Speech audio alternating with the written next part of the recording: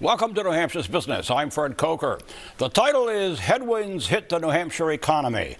That's the title of an article just written by my guest who says that job growth in New Hampshire has stalled. So, what are those headwinds and what's driving them? The person who wrote the article is Phil Slutton, Research Director at the New Hampshire Fiscal Policy Institute based in Concord, where they scan in the horizon and dig into the details of almost anything affecting New Hampshire's fiscal and economic health. So, Phil, welcome. Nice to have you here. Thank you, Fred. It's great to be here. You say the economy has hit, New Hampshire economy has hit an inflection point. What do you mean? It means that the direction of the economy is changing. The data that we have so far in 2025 suggests that the growth trajectory that we had going into this year appears to be in a different direction. It appears to be slowing. We don't know how much it's going to slow, but it does look like it's changing. Okay. Now, the crux of the article you've written is in this first graph that we're going to put up on the screen that shows where the jobs are growing and where they're not.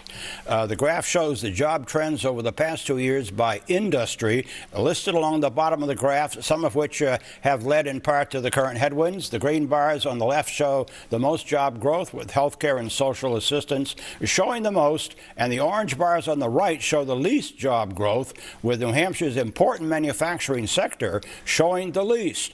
You can see the other sectors listed, and by the way, housing in mind, with that in mind, I note that construction jobs are up.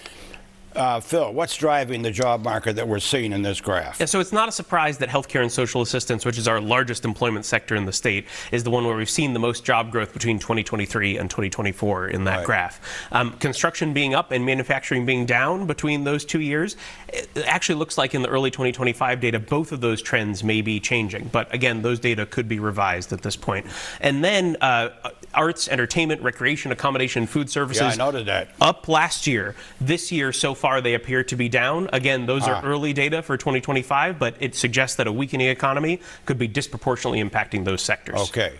Now, this graph we're going to put up shows where the job market has been and where it's going. This is the New Hampshire Department of Employment Security numbers. It shows the New Hampshire job market doing well up until this year, then a continued drop from January into the summer.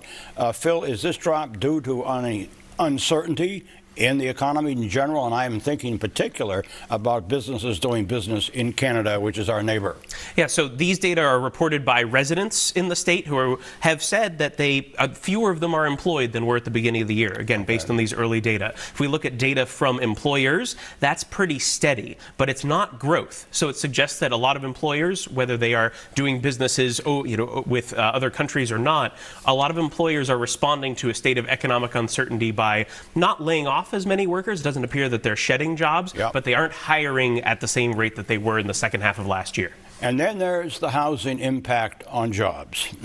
And this graph shows that the monthly mortgage estimates for a newly purchased medium-priced house in New Hampshire. The green bars represent housing data from 2015 on the left through July of this year on the right. And the monthly mortgage payment with taxes for a medium-priced house that has gone from $1,497 a month in 2015 to over $4,000 in 2025.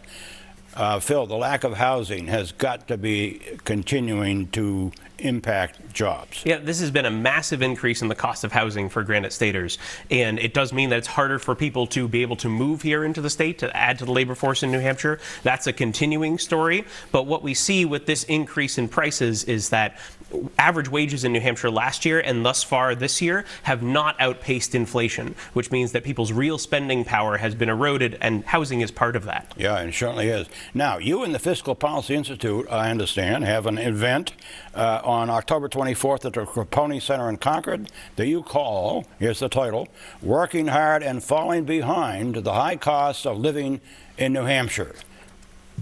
Tell us about it. Yeah, so we're going to be examining what are the key drivers of the cost of living in New Hampshire. What is the historical comparison? How has that changed relative to 10, 20 years ago? And what are some of the ways that we collectively can help make it less expensive to live in New Hampshire? And I plan to be there. Phil Slutton, who's Research Director at the New Hampshire Fiscal Policy Institute in Concord. Thank you. Thank you, Fred. And if you missed this briefing on the economy, you can go to WMUR.com, where it will be posted all this week.